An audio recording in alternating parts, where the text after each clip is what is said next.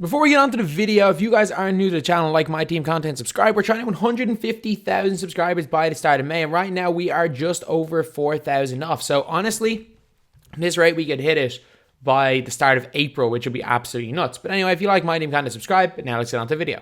What is going on, guys? DBG here, and this is another episode of the No Money Spent Squad.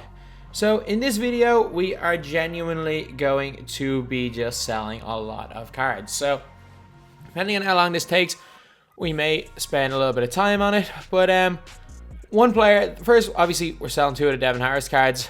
They're not the biggest deal in the world because, again, they're really going to, well, they don't lock in for many tokens. And the whole thing with Devin Harris is that you guys might remember when I bought a bunch of them. And I was hoping he'd go up to 1,500 MT. I think I bought like 40 of them. So I bought them for 500 MT. I'm still making a tiny bit of profit. So the cards I'm looking to sell are these type of cards right here. So if you're looking at the moments of the week sets, premium, these cards have, a lot of these have gone up. Not particularly this set because they've locked in for Jokic.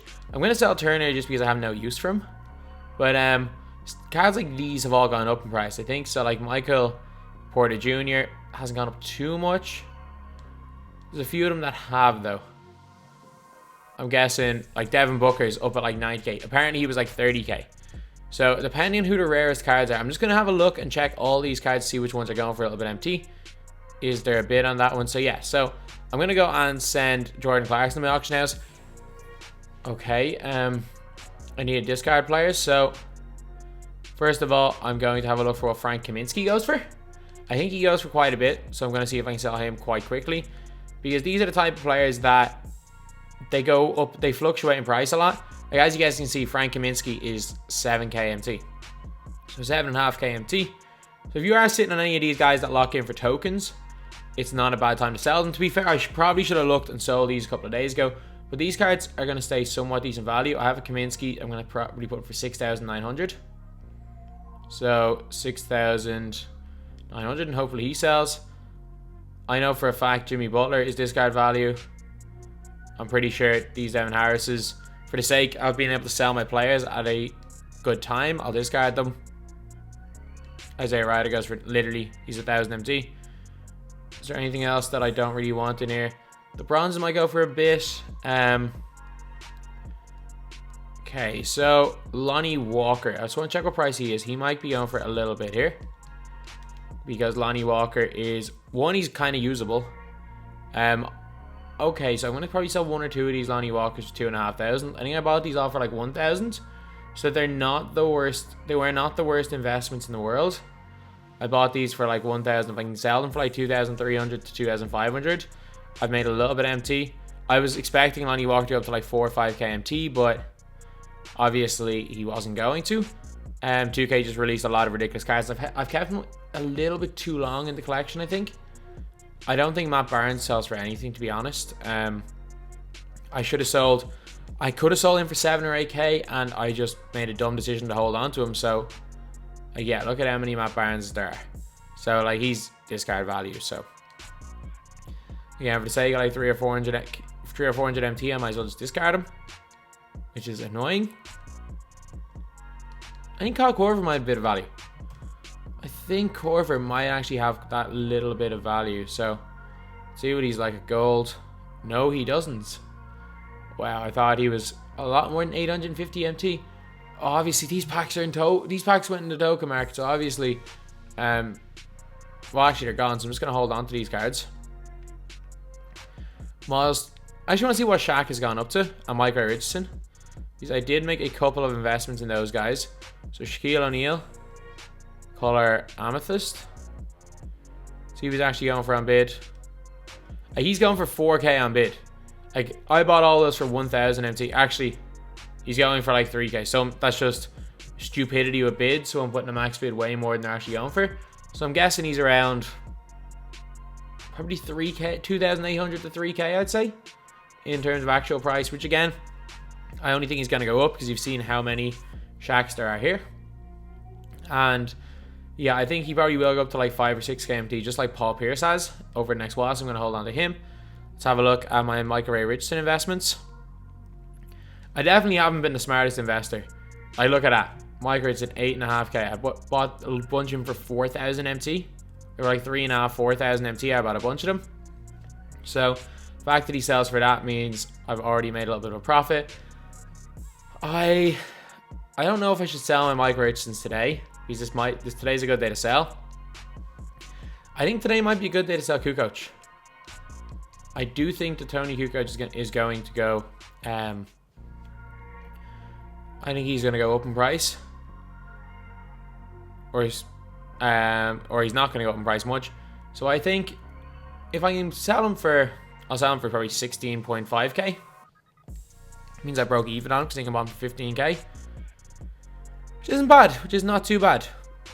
Again, the reason why I'm selling these players is that I want a little bit of MT for tomorrow. The reason I want it for tomorrow is that there's going to be some form of buzzer beater / flash pack / something. I'm guessing we may see St. Patrick's Day flash packs tomorrow. That would be my prediction for tomorrow. I don't think we see them on Friday. And for that reason, I'm selling some players to get a bit of MT. Oh my god, is Donovan Mitchell really like 18k? Oh my god, I got him free. I got 2 of them free. I got one of them free in the spin the wheel. That's nuts. Like if he's that price, why didn't I just invest in these when he was 3k MT? Oh no, he's 12k. Okay. That makes a little bit more sense. You know what though? He's outclassed. Like we're gonna see another Donovan Mitchell. I think we see another Donovan Mitchell soon. So actually, I don't think we see another Donovan Mitchell soon. It would be a little bit ironic if they gave Donovan Mitchell out. Imagine if 2K released a coronavirus pack where only players that have the coronavirus are gonna be in the packs. That would be absolutely crazy. It would be hilarious, but it would be reckless. All right, no way. I'm not selling him for this cheap. Okay, I thought when he's like 20k, I thought I made a good amount. And even though 8.5k, I think he's not going down much from 8.5k. He's actually a steal for 8.5k, to be fair. Have any of my players sold? Lonnie Walker sold for 2,350. Guessing the other Lonnie Walker will sell for 2,400. I'm going to keep on holding my Micro Richardsons. I'm also going to sell my Miles Turner. And this is going to be like a bit of an update episode for this series. It's not going to be the longest episode in the world because, to be fair, like, we are 0-0. I'm probably going to try bang out 12-0. I might actually start streaming. But I might try to bang out a 12-0. I might just play a game of Triple Threat. Color Amethyst for Turner. See, like, if I can get even, I think I bought him for 5k. So if I can get 5k back, I'd be happy. Because, like, he locks in for a terrible Jokic card. Oh, no, 2,250. He is a steal. Oh, my God, lads. He is an absolute steal.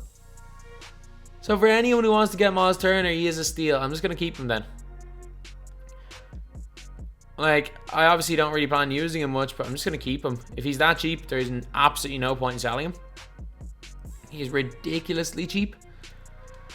Yeah, there's cards that are outclassed, but he's an extra card for the collection. Eventually, he might cost a little bit. He was like 9k MT a couple of days ago. He's so cheap. Oh my god. I did not think today was going to be the day cards would get cheaper. So in terms of my squad, again, as I said in my last episode, I'm happy with my 2, 3, and 4. My starters on my bench. Like as I said yesterday, I'm perfectly happy with like my point guard. I'm perfectly happy with my 2, 3, and 4. I'm not happy with my point guards or my centers.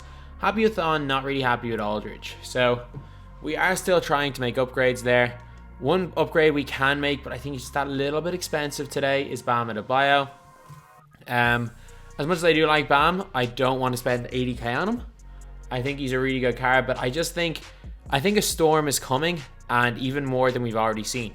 Like, I think we're going to see another Thon Maker type card. I wouldn't be surprised if we go and see a Mo Bamba type, or a Mo Bamba card with like gold quick first step, and he'll be like a 7-foot lengthy, like better Deandre Ayton. Speaking of players that I need to sell Deandre Ayton.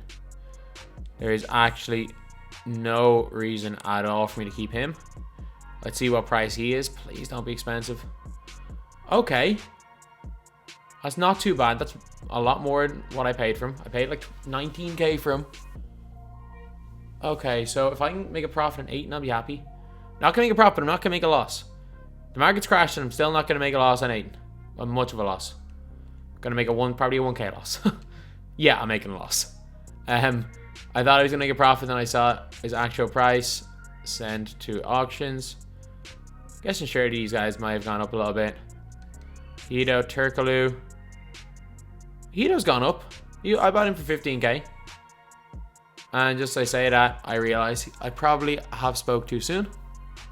I'm just gonna keep Hito for the memes, to be honest. And I might actually profit on him. Maybe it will be a tiny profit, but I might profit. So let's just put up 8 and 4 to 20,000 and see what happens. Because again, Ayton has been replaced in my squad by Thon Maker, and I don't think I'm going to unreplace him. I think I'm going to use Thon over Ayton. As much as I like Ayton, I don't think he really has a spot in the squad right now. So put him up for that, makes him look like he's cheaper. And okay, I don't know what this must have been my squad at one stage. These few of these guys, and there we go.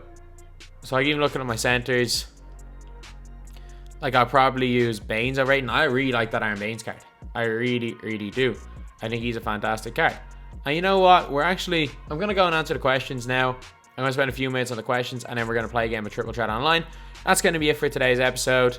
Basically, just that I'm gonna be selling any player I have that has somewhat decent value over the next while. I'm going to be trying to cut down on, or I'm going to be trying to sell. Obviously, I have my investments with the likes of Thon Maker, with Shaq and Ray Richardson, but I'm going to be constantly checking out the market for times when there's a spike. For example, in Kyle Korver, there's a spike in tokens for these current players. So for that reason, I'm going to be selling a lot of cards over the next couple of days.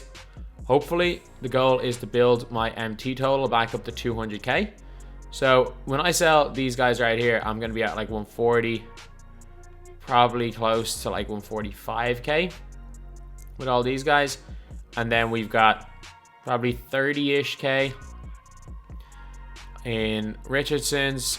And once I sell the Shaq, it's probably up to around 150k. I'd say if I sell the Thon Makers at the rate that I want them to sell for, you have 3 or 4k each. We have 4k each. I'd say once we get rid of just these cards here, we're probably gonna be looking at around 200k, and that's if I sell them at the right time. So like I'll be on 200k while still having most of my expensive players still sitting in my collection. Once I get 12 and 0, I'll be selling Aldridge and a whole bunch of deadweight to sell, which I will sell later on in the year, trust me. There's a reason why I haven't sold my shoes yet. There's a reason why. But now we're going to get on to the questions. So, first question, when do I think Opal Shaq is going to come out? I think Opal Shaq is going to be this reward right here. I think he's going to be the reward for the Prime Series 2 packs. I think this mystery player right here is going to be Shaq. I don't know who the last player is going to be, because I'm not sure. If Kevin Garnett does not come out today, I'm almost certain the next Prime player is going to be Kevin Garnett, and he'll be the last one, and then Shaq will be the reward, a little bit like the ones last year, except instead of happening at the end of June, it happens in April. Then I think he's going to come in that like that. And then I have a weird theory. I've only come up with it today. It's just a theory. There's no, I came up with it off the top of my head. There's no merit. Because a lot of people think that because even if you put all the best Galaxy Opals on one team, the team overall isn't 99, that there might be something else. I think it's mostly just because sometimes you might have a 95 overall player that's a 91 in offense and it lowers the offense. But I do think that this is going to be a thing. I think positionless cards are going to be a thing. I think we're going to be seeing like Opal Elite cards. So remember we had like Signature Elite cards. We might be seeing like Galaxy Opal Elite or even a complete new tier. And these guys are going to be positionless cards. We might even see like, remember the way they used to do like Rubies back in the day where it was never based on overall in like NBA 2K15. Like that only based on overall only came in 2K17 with Rubies. So those type of cards were never based on overall. They were all based on their theme. So I wouldn't be surprised if there's just a complete new tier. It wouldn't necessarily be Opal I don't know, a platinum tier cards, and all platinum tier cards can play any position. But platinum tier can be any overall. So like, it may not even show their overall, but a platinum tier might be like a positionless 90 overall card, or 92 overall, 93 overall. Like a whole bunch of cards, just release them as platinum tier players that they can play any position. It's a complete, just random theory, nothing to do with this chat question, but something that I think may or may not happen. Anything may or may not happen. Something that I think may end up happening. So this Marcus Camby is no way on boards. I've reached the 5 ball twice and I haven't seen him. Yeah, I played triple chat online for 6 hours and didn't see him. Hence how I got a bunch of MT. Hence how I got all these contract packs and stuff. Had a whole bunch of packs from playing triple threat. Yeah, I didn't see him either. So he was unbelievably rare. Like, I only saw waiters. Obviously, I saw Fry first time, but everyone got Fry straight away. I saw pretty early, I saw Dion Waiters as well.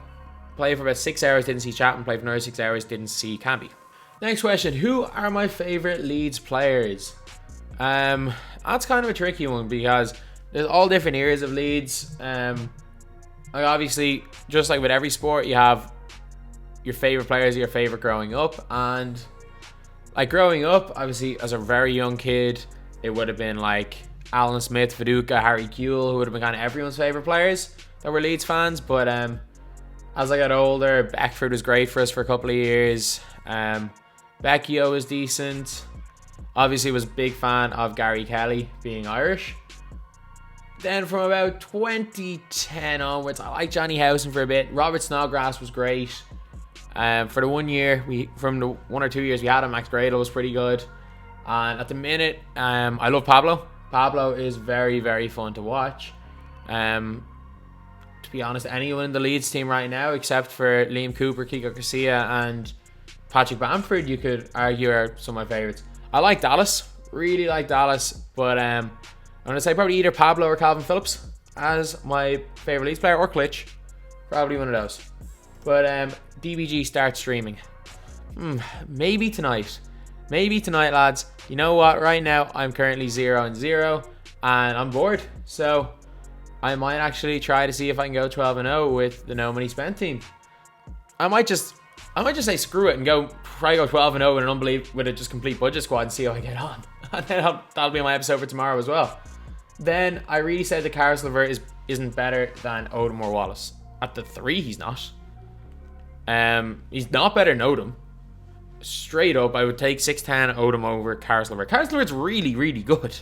But I would definitely not take him over Odom or Wallace. One, I prefer Odom to most people, but I think Wallace just straight up is better than Karis LeVert. I don't think many people would argue that Karis LeVert's better than Wallace, but Odom is just preference. But yeah, that is pretty much it. So we're gonna go and play a game of triple threat right now, and we're gonna go with the lineup that we have been straight up killing it with, except instead of Giannis, I'm gonna put in one of the new additions, Jonathan Isaac, because he's 100 cheaper in terms of tokens. I have to, so not in terms of tokens, in terms of contracts, and also I haven't really used Isaac much. And with the way I play, it means that he can shoot a little bit better. Guys, we're playing You Are Kidding Me. You are kidding me. Actually, we match up alright. Odom or Isaac, both of them match up fine to both of their players. We actually match up okay. We got some space. No, we didn't. That's good defense. We match up alright. Spam, hope for the best. He's showing up enough shot fakes and managed to get the and 1. Alright, fair enough. Fair play. Give credit where credit's due. That was a smart thing to do. Just throw a bunch of fakes at me because I was just spamming triangle. Good job there by Odom tying it up. Let's go. This is a game that's not impossible to win. I think I might just let Duncan shoot it. I think I'll just take my chances with Duncan shooting the ball. I can't really afford to take my chances with Duncan in the post. And again, this is just going to be a case of spam. This is going to be spam center right now. That's open and it's full white glitch. Our board. Gotta be our board. Wide open Roy. That's a bad release. But he knocks it down. Let's go. Okay, we're there. Dive with that. Okay, we're good. I'll live with it. We're going to just live with him shooting wide open three-pointers with, or wide open jump shots with Duncan. There's stuff we've got to give up, and that is what we're going to give up. And it's a green there from Deep Brandon Roy. Again, he's got 3 Galaxy Opals, 3 very good Galaxy Opals. So there is no point just trying to play him straight up. Like, we can live with that shot. Like, Duncan is not the greatest shooter in this game. And if he can green or hit shots with Duncan, I'll let him hit shots with Duncan. Because otherwise, we just basically are giving him free wide open lanes to the basket with Ben Simmons, which is not going to end well.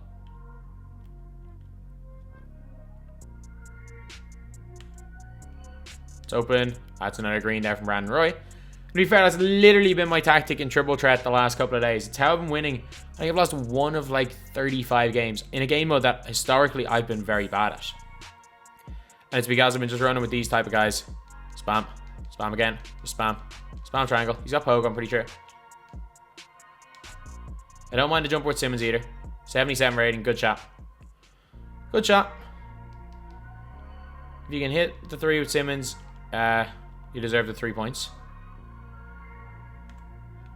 At this rate, I probably should just give him 2s. But, you know what? Not the biggest deal in the world. Kick to the corner for 3. Green. Let's go. Like, with the way this guy's playing, I still am hitting a 3 on every possession. But now we're at the stage where we're just going to play him straight up. Just no 3s at all. Especially with Levine. Especially with Levine. That's a bad release. And you're kidding me. We've given up another 3. Like, a 2 would have put us in very, very good position here because there's not long enough left in this game. Okay. Good dunk there by Odom. That's not what we wanted, though, at the same time. Because it doesn't really give us much breathing room. Just can't let the 3-pointer be taken. No. That's 2. I can live with it. Can live with it. That's fine. So we need 5 points. We can end this in 2 possessions. So we need a 2 and a 3. And we've won this game no matter what he does. Obviously, no! That's our first misstep of the game on offense. We've been bad defensively. That's our first bad possession offensively. And it's a bad release. You're kidding me. He's out here hitting whites. Now he's in complete control. That's a terrible shot. And just like that, we have choked away this game. We've gone away from the way we've been playing and we choked it away. Like, why did I stop going to pick and rolls at Brandon Roy? Why did I just stop what I was scoring with every single possession? Like, literally, full white glitch. Come on. Like, literally, that was what was winning me this game. Okay, he's shooting a jump with Simmons to win. I make him shoot a jump with Simmons to win. I probably had a wide open jumper there if I really wanted it. Kick to the corner for 3.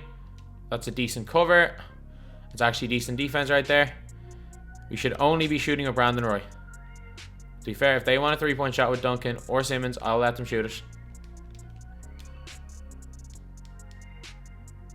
Let's go. We're doubling off Duncan or Simmons.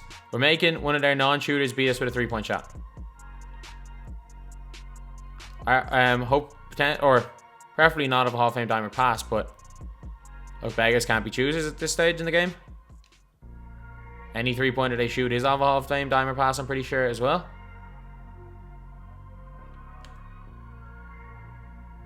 It's open. Full white glitch. We've shot 3 of them. We've actually shot 3 full white glitches in this game. Not much you can do with that. Not much you can do. Why couldn't we have had this defense to start the game? There we go. That's a green. And why are we shooting with anyone not named Brandon Roy? Because that does not seem to be working at all. Because again, we have shot enough full white. We've shot so many full white glitches in this game. That's bad defense. There we go. We got him. That's open. Okay, please. Please! Catch the board, lads! Our defense has been on point right here. It's been completely on point. They've hit me. They've got me. They got me. They got me. Maybe not. Maybe not. Maybe not. Spam. No, they got me. Ah, come on! You are kidding me! We shot 3 full white glitches and we couldn't hit a white to end that game! The fact that we lost that game means we were very, very early, which is good. Did not know how far we were gone, but that was good. So let's see who else sold.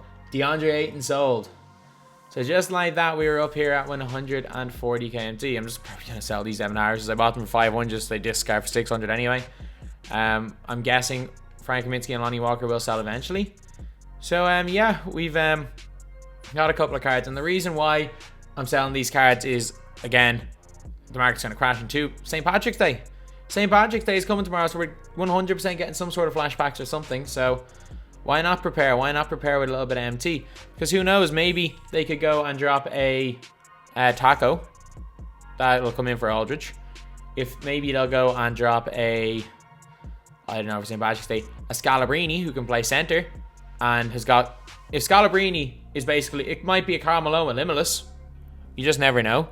They might drop a Larry who I might want to buy. There's a bunch of cards that I might want to buy if they do drop St. Patrick's Day flashbacks. But anyway, that's the video. Thank you guys for watching. Please like, comment, and subscribe.